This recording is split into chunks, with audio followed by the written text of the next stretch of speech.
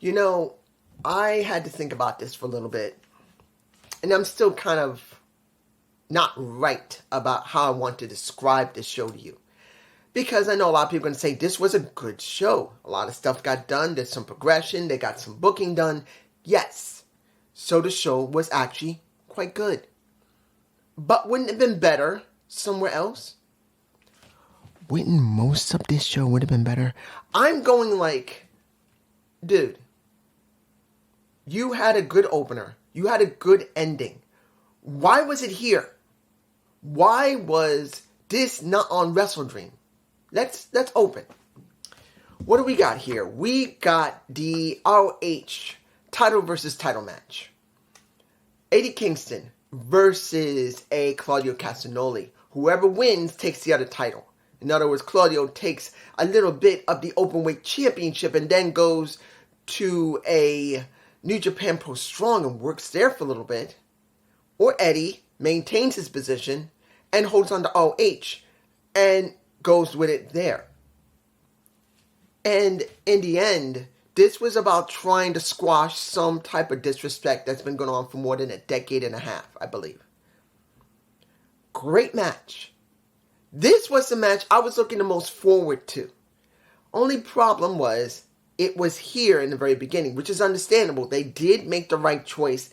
If this was a pay-per-view, putting it here because you could not put it at the end of the show because you can't outshine Samoa Joe and MJF. You can't. It's not right. This is not a top-tier title versus title. It is a title from another promotion and your low-tier promotion. You had to open with it. But I'm going like, why not open it in Wrestle Dream? And Eddie won in his own hometown. And my boy Eddie, the nut, who comes from the city of nuts. Let's make this. Look, I'm one of the most sensible people you can meet, but I'm still a New Yorker. Look, I'm a New Yorker. Most of us are nuts. We're great, kind people that can be incredibly compassionate, very passionate, very nuts. I'm one of the rare few that's mostly quiet. But I know myself. I'm still a New Yorker at heart. I can always let something loose when something really turns that one. There you go. Couldn't click right. Turns that switch on. Look, if you never met a New Yorker, normally we're very sensible people until something pisses us off. And that switch goes off. When that switch goes off, as a New Yorker, you better run. Because when we're done, we're done. It doesn't matter if you're from Brooklyn, Queens, Staten Island, Manhattan, Bronx. It don't make a difference. Yeah, there are subtleties to us from each borough. The most worst of us is from Brooklyn. The most loudest and obnoxious that like to talk shit, but then be just as bad as Brooklyn is the Bronx. Manhattan's a little taste of both. And Staten Island and Queens, they're more like the redheaded stepchild that would do the same thing, but we don't talk about them much. It made me happy to see Eddie win. I loved it, but why at not Wrestle Dream? What the blue fuck? They've been building this up for more than almost 6 months. 6, and the payoff is here? Yes, I know it's in New York. I can understand that. But wouldn't it have been better at Wrestle Dream? I'm just saying, moving on. Second match. And this. What do I say about Sammy versus Chris? Seeing who must win. Is it the older veteran who's been keeping someone under his wing for a while, teaching him how to be the best he could be? Or is it his protege who, after 4 years in this company, nearing 4.25 years in this company, has now proven that he is a staple there, even though he has acted very crazy with his woman now, who's his wife, who's also the mother of his kid. There's no problem with it. He needs to get out of the shadow. How is this going to end? In actuality, it ended the right way. We had a great match. A couple of botches here and there, of course. There's no way you're not going to have at least 1 or 2 botches. It was not bad. I liked how Chris kept pushing and pushing as hard as he could to make Sammy fight for it. And Sammy's doing what Sammy must do. He really loves, at least in the story of the match and the story between the two, he loves Chris, but he just doesn't want to be under the shadow anymore. But he can't hurt him. He loves him that much. At least that's what we thought. Until Chris won the match. And then as he hugs Sammy, gives him a kiss on the cheek, and says, I love you. You can see him saying it. He holds his hand up. And then Sammy, if I'm putting any images in, nutshots his ass. If I hadn't put in any image for Eddie Kingston, I might, if I'm going to do any images. He nutshots his ass. Then we get Don Callis coming down, and he walks away with Don. Now, not everyone's going to be fond of that. They'll probably think, oh, there's no point in him doing that. What was the point in him going? He could do it himself. No. Don is one of the oldest running people Chris knows. They're both from Canada. They both known each other. Chris brought Don back to wrestling, which, if he hadn't, he wouldn't have gone to Impact Wrestling. And we would never had, yes, it didn't work perfectly with Kenny Omega, but we would have never had Kenny go on Impact because, let's be honest, Impact just does not have the same star power as AEW or WWE or New Japan. He had to convince him, from what I understand. I could be wrong, but I understand there might have been a little bit of convincing by Don to bring in Kenny and do a story there, which once Don was done, he goes to AEW and continues the story here. No problem. This makes sense with the Don Callis family because he's going to make the most dangerous faction there is. He already got Kateska. He's now got Sammy Guevara. There's a possibility he's going to have Will Ospreay there. We don't know yet. He's still in the contract, but we'll know soon enough. And I know about Will Ospreay going to be at Bound for Glory and a show before that. Don't think I don't know. I do know, just in case you don't know. Just in case you don't think he won't be at Impact. He will be at Impact. He will be at Bound for Glory. And he's also going to be seen in an Impact Plus show before that. I don't remember which one. But you'll see. This is what we got. Now, the match that got me nervous, honestly nervous, the international title of Rey Fenix versus A. Moxley. Moxley's now in his fourth defense. And I watched that match. I think Moxley might have got loopy at one point, but he seemed to be all right. But by the time it was nearing the end, and I know everyone's going to talk about this spot, when Rey Fenix does the pile driver, puts him on his shoulder, a shoulder-held pile driver, Mox went head, I believe I got a shot of it, and he did it twice. He head first into the mat. That first pile driver, that shoulder-held pile driver, he went head first into the mat. And the ref tried to sell that Mox might have gone like this. Mox's arm is like this. He's going like this. No. You know what I did to find out if that shot was there? Because I couldn't catch it at first because it was so quick. What I did, while AEW was running, I went to one of the sites and found a replay that already been pre-recorded. And I found that spot. And it should be here. Right here. You can see his head hit the damn mat. And that's the second shot. But the first one did the same thing. Mox did not kick out. Everyone was mad. Everyone said this bullshit. You can see people behind them standing up, looking at the screen, and they're going bullshit. And then you had to see a Rey Fenix do it again to settle it. And now Rey won the match. Now, supposedly, they didn't show Mox after that. They showed Rey.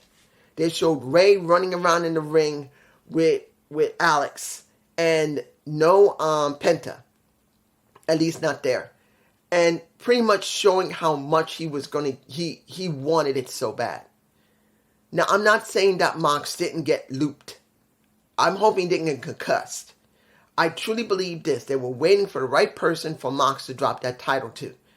And there you go. Now it's going to be on Rey's shoulder. I think it's finally, I'm hoping, this is me, I'm hoping that this is finally time for Moxley to take a break. Last year, he was supposed to take a break until the scrum. Let's make it clear. Jon Moxley was supposed to go on vacation for a while with his wife and daughter. He was supposed to take some time off. Could not because of what happened with CM Punk. He stayed in. CM Punk came back And look what happened again.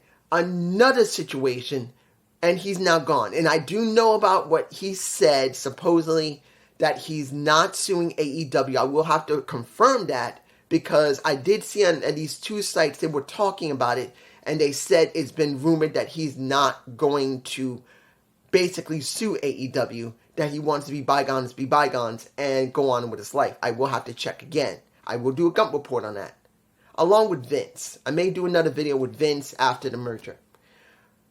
But he's not had a rest yet.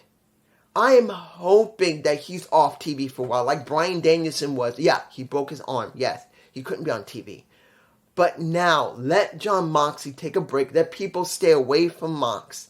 He needs a break. This is how people get broken down. Look, Mox said in his and Renee's oral session, when he did his bit, that he didn't really care about drinking, but it was the withdrawals that messed with him.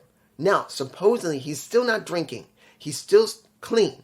And he's drinking non-alcoholic beverages. I'm hoping that's good for him. I'm hoping he's still doing it.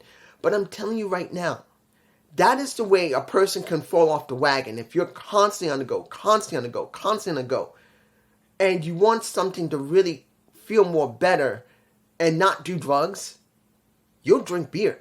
Well, for me personally, I'm not a drinker. I've never really drank much more than maybe 20 times in my life. Not counting maybe 2 times that I accidentally drank vodka with orange juice as a child. Yes. It was the 70s, guys. You couldn't tell the difference. I was maybe 4. I was 4, maybe. 3 or 4 years old, and I accidentally drank vodka with orange juice. Look how it made me feel. It made me into this wonderful individual you see in front of you. But the most I think I drank is maybe 20, 25 times in my life. I'm not a drinker. But I've seen it. I've grown up in a house with alcoholics. And stress will make you go to it. So I'm hoping Mox will take a break. Next, we get Toni Storm versus Soraya for the AEW Women's Championship with a Ruby Soho there. I loved Toni Storm's opening. She comes out in black and white. This is where it's like she's trying to be Marilyn Monroe. Back in the 50s, during the heyday, the golden age of true Hollywood. Unlike now, let's be honest, Hollywood is actually a big mess with the writer's strike, the actors' strike, and with a lot of companies being in big trouble, including Disney. I'm not getting into the politics of it. I'm just saying they got trouble. Seeing something like that made me think, you know who might have set that up for her? Darby Allin. Darby Allin would be that type of person that might set that up for her. I believe that he, with the type of vision that he has, I bet you he was the one who set that up for her. And I'm fine with it.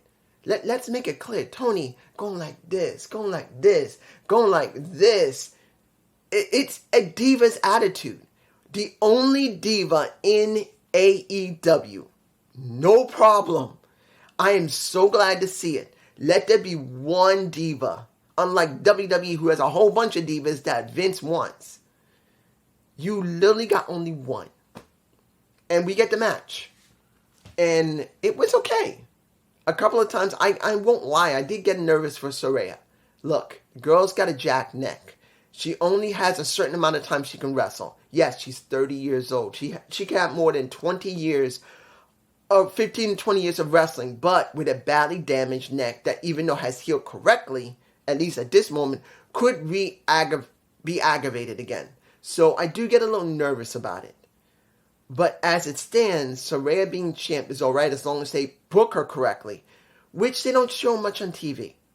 She's just not shown that much. So I'm hoping after this match, which she did not win, even though cheating and those boobies bouncing everywhere. I don't care if you got fake boobs. Ladies, and I know there's a lady, at least one lady, how you doing? I don't care if you got fake or real. I don't care. They still look lovely. And even women who are small, it don't matter. You know how to make them work. I can't believe I just said that. I sound so stupid. But I have to make it clear.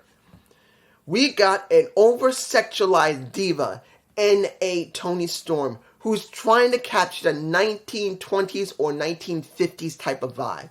That's what she's giving off, a 1920s or 1950s type of vibe. That's what we're getting.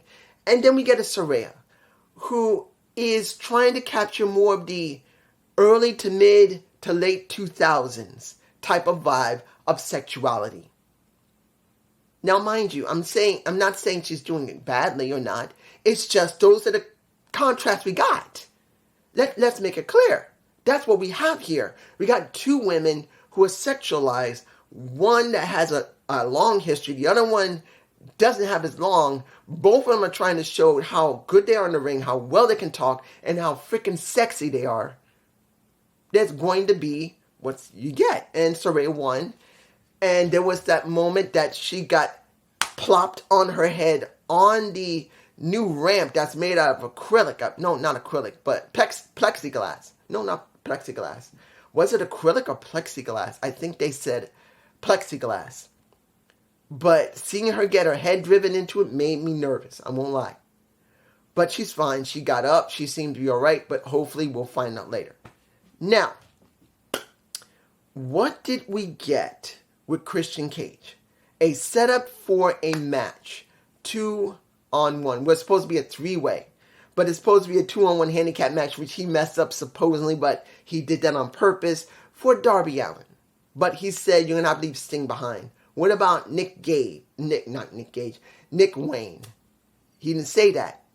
He wants Nick Wayne there because he's trying to motivate him to join him. I can understand that. Now, when we see Roderick Strong, was that segment in the hospital with that lovely looking nurse?